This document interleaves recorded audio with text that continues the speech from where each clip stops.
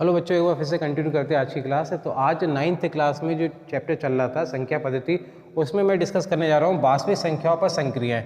तो क्या होती है वास्तविक संख्याओं पर संक्रियाएं का मतलब आइडेंटिटी, जैसे आपने छोटे क्लास में पढ़ा था ना, a प्लस बी का होल स्क्वायर होता है, a square plus B square plus 2ab। तो उसी तरीके से ये एक तरीके से संक्रिया है, यानी कि नियम है ये। ठीक है, कौन कौन से नियम लागू होते हैं हम लोग डिस्कस करने जा रहे हैं। तो पर में पहला आता है परमेय संख्याओं पर संक्रियाएं। देखिए वास्तविक संख्याओं को दो तरीके से विभाजित किया हुआ था।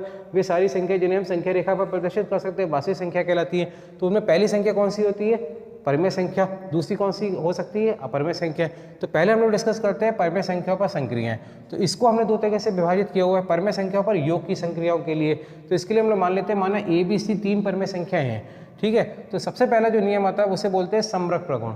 समरक प्रगुण क्या होता है कि अगर आपने इनमें से कोई भी दो संख्या ले ली है ए और बी, अगर आप ए और बी को जोड़ेंगे, ए और बी आपने परमेय संख्या इनको जोड़ेंगे तो अभी आपके पास में एक परमेय संख्या ही प्राप्त होगी। ये परमेय संख्या प्राप्त हो जाएगी। दो परमेय संख्याओं को जोड़ने पर, कहने मतलब ये होगा दो परमेय संख्याओं को जोड़ने पर आपको परमेय संख्या ही प्राप्त होगी। दूसरा आता है क्रम विनिमय प्रगुण। क्रम विनिमय प्रगुण क्या होता है? अगर आपके पास में सपोज दो परमेय संख्या हैं, लेकिन जोड़ते समय ए में आपने बी को जोड़ दिया या बी में ए को जोड़ दिया, ठीक है, तो आपके पास में जो आंसर आएगा, रिजल्ट आएगा, उसमें कोई फर्क नहीं पड़ेगा, दोनों रिजल्ट सेम आएंगे। ठीक है। तीसरा होता है साहचर्य प्रगुण। साहचर्य प्रगुण, साहचर्य प्रगुण क्या होता है? अगर आप ए में आपने बी और सी को जोड़ दिया, बी और सी के योग में आपने ए को जोड़ दिया, या ए और बी के योग में आपने सी को जोड़ दिया, तो भी आपके पास में रिजल्ट सेम आएगा। ठीक है। चौथा होता है योग का तत्समक अवयव। योग का तत्समक अवयव क्या होता है? एल। ठीक है, तो अगर आपके पास में एक परमेय संख्या है, इसमें आपने क्या करा, जीरो को ऐड करा, तो अभी आपके पास में ए ही आएगा, या जीरो में ए को ऐड करेंगे तो अभी ये आएगा। तो जीरो को आप क्या बोलते हैं? जीरो को योग का तत्समक अवयव कहते हैं। तत्समक अवयव कहते हैं। उसके बाद में नेक्स्ट प्रॉपर्टी आती है लास्ट, उसे बोलते हैं योगात्मक प्रतिलोम। योगात्मक प्रतिलोम। योगात्मक प्रतिलोम क्या होता है? अगर आप कोई परमेय संख्या है ए, उसमें अगर आप माइनस ए जोड़ दें तो अभी आपके इसमें क्या आएगा? जीरो, या माइनस ए में आप ए जोड़ दें तो अभी जीरो ही आएगा। ठीक है, तो माइनस ए को क्या कहते हैं? माइनस ए को ए का योगात्मक प्रतिलोम कहते हैं। योगात्मक प्रतिलोम ये कहते हैं। ठीक है, तो ये योगात्मक प्रतिलोम कहते हैं, इस चीज़ को आपको याद रखना। तो ये आपके पास में परमेय संख्याओं पर योग की संक्रियाएं हैं। इसके बाद हम लोग चलते हैं गुणा, परमेय संख्याओं पर गुणा की संक्रियाएं।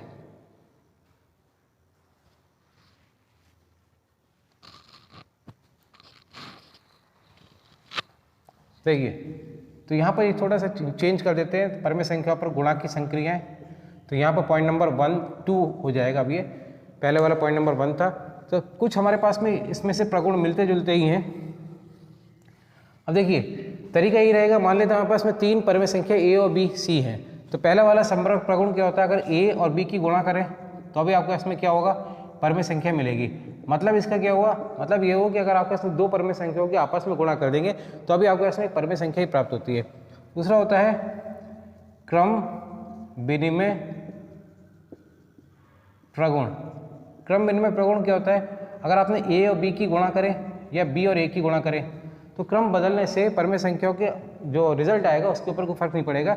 ठीक है, जैसे आपको अगर मैं उदाहरण के लिए बात करूं, अगर 1/2 की आप 1/3 से गुणा करें तो अभी 1/6 आएगा, या 1/3 की 1/2 से गुणा करें तो अभी 1/6 आएगा। तो क्रम बदलने पर परमेय संख्याओं के रिजल्ट पर, क्रम बदलने पर परमेय संख्या का जो मान आएगा गुणा करने पर, उसमें कोई फर्क नहीं पड़ेगा। तीसरा होता है साहचर्य प्रगुण। साहचर्य प्रगुण क्या होता है? यहाँ पर तीन संख्या हम मान लेते हैं, माना ए की गुणा हम बी और सी से कर रहे हैं, और फिर या फिर ए की गुणा बी से करी और हमने सी से बाद में कर ली। तो यहाँ पर भी आपको ऐसा मान में कोई फर्क नहीं पड़ेगा। इसको भी अगर आप उदाहरण से समझेंगे तो मैं अगर आपको बताता हूँ, जैसे मान लो 1/2 की आप गुणा करें 1/3 और 1/4 से, ठीक है, तो अभी आप देखेंगे ये आ जाएगा 1/24। या फिर अगर आप यहाँ पर 1/2 की 1/3 से गुणा करें और फिर 1/4 से गुणा कर लें तो ये देखिए 1/6 और बटे 1/4 से गुणा करेंगे, ये भी 24। तो ये भी 1/24 आ रहा है, ये भी 1/24 आ रहा है। ठीक है, तो ये कहलाता है साहचर्य प्रगुण। नेक्स्ट आता है वितरक प्रगुण। वितरक प्रगुण, वितरक मतलब डिस्ट्रीब्यूशन, यानी कि ए को अगर आप बी और सी के योग में डिस्ट्रीब्यूट करना है तो ये आपके इसमें ए को बी और सी के योग में डिस्ट्रीब्यूट करना है, तो ए को आपने बी के साथ डिस्ट्रीब्यूट कर दिया और ए को सी के साथ डिस्ट्रीब्यूट कर दिया, रिजल्ट सेम आ जाएगा। ठीक है, उदाहरण के लिए अगर आप बात करें 1/2 को आपने डिस्ट्रीब्यूट कर रहे हैं सपोज 1/3 प्लस 1/4 में, तो ये मान वही आएगा कि जब आप 1/2 की गुणा 1/3 से करें और फिर बाद में 1/2 की गुणा 1/4 से करें, तो ये मान वही आएगा। ठीक है, तो ये कहलाता है वितरक प्रगुण।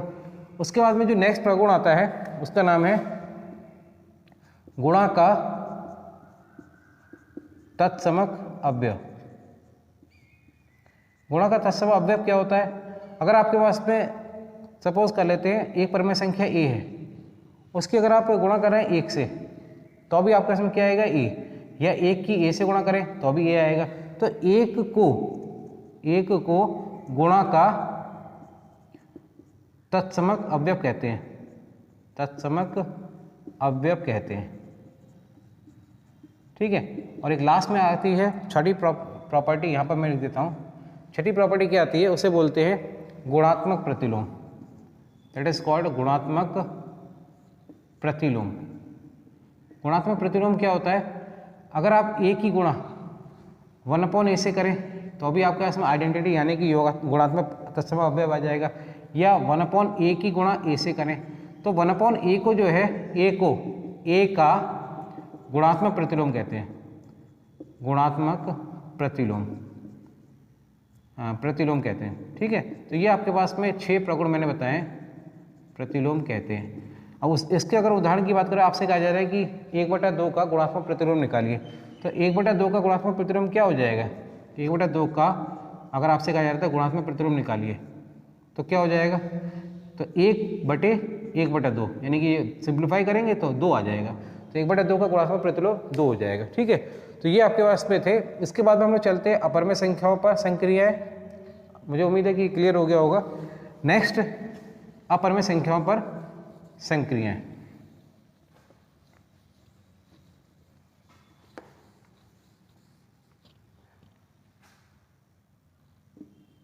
तो यहाँ पर ये वाली हेडिंग भी रख कर देते हैं। अब ए पॉइंट की जगह अब हो जाएगा दिस इज बी पॉइंट। तो परिमेय की जगह अब हम लोग डिस्कस करने जा रहे हैं अपरिमेय संख्याओं पर संक्रियाओं के तथ्य, संक्रियाओं के तथ्य। तो देखिए यहाँ पर कुछ तथ्य लिए जा रहे हैं। जैसे पहला तथ्य होता है कि अगर आपके पास में एक परिमेय संख्या ली जा रही है, ठीक है, एक अशून्य परिमेय संख्या व एक अपरिमेय संख्या, परिमेय संख्या का योग या अंतर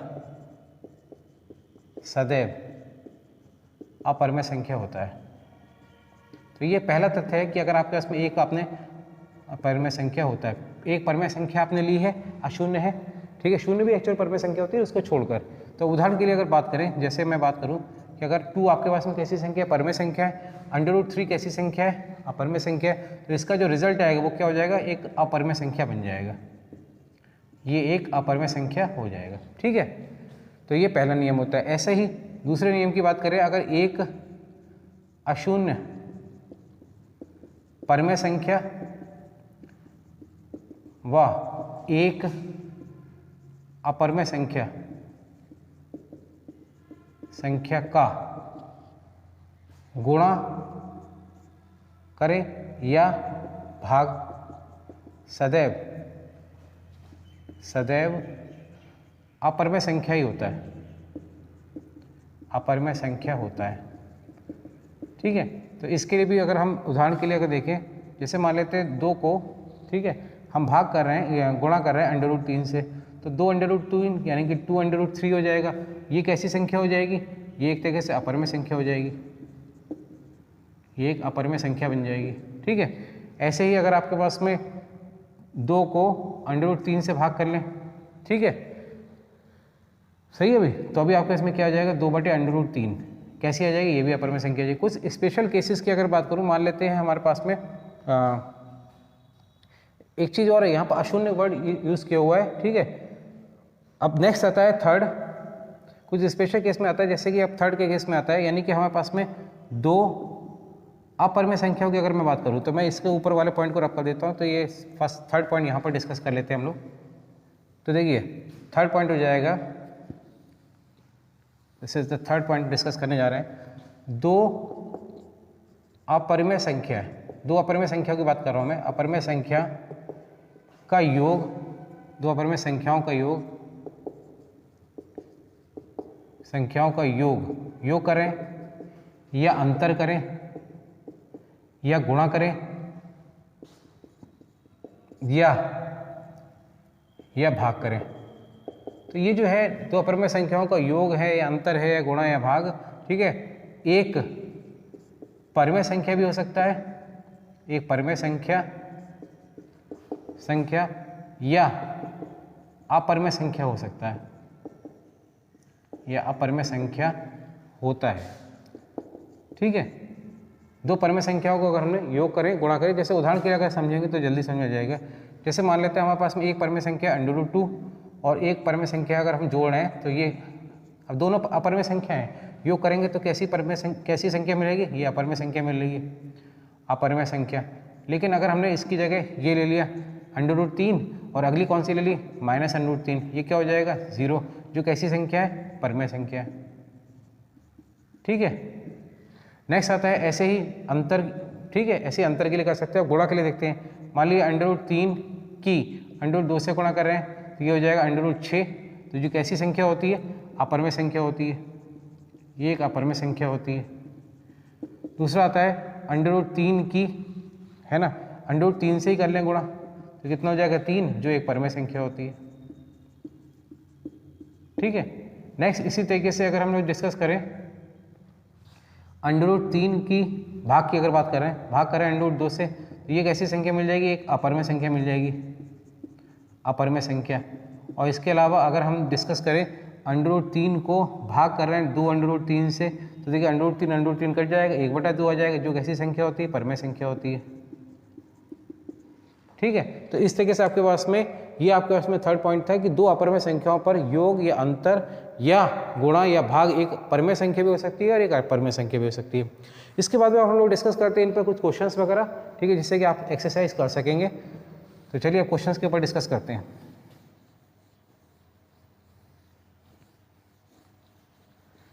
देखिए तो पहला क्वेश्चन मैं नोट करा हुआ है। तो क्वेश्चन ये है कि अपरिमेय संख्याओं को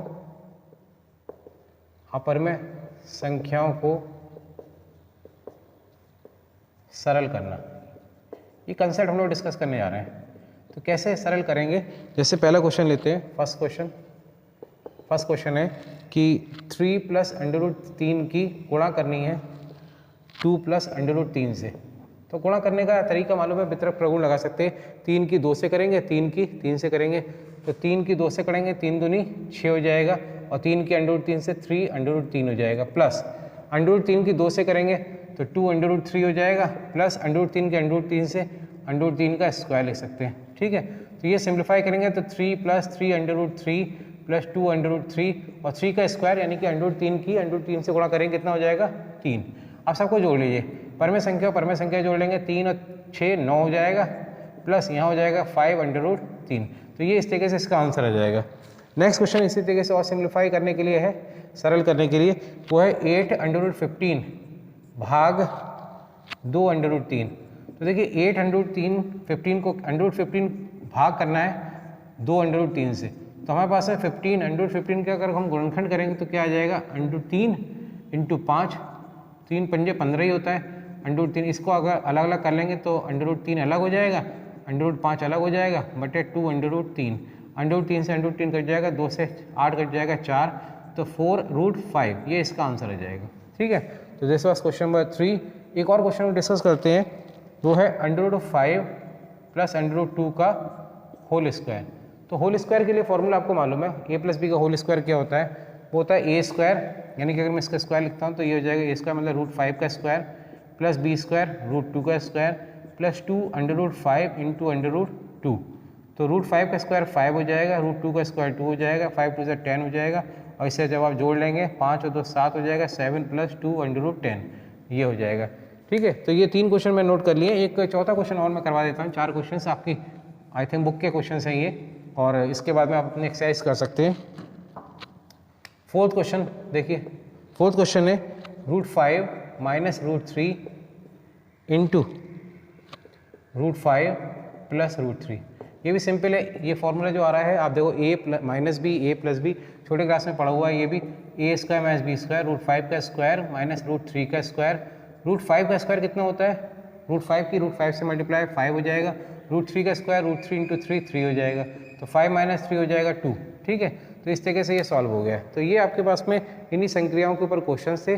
तो आज के लिए हम लोग इतने रहने देते हैं। Thank you.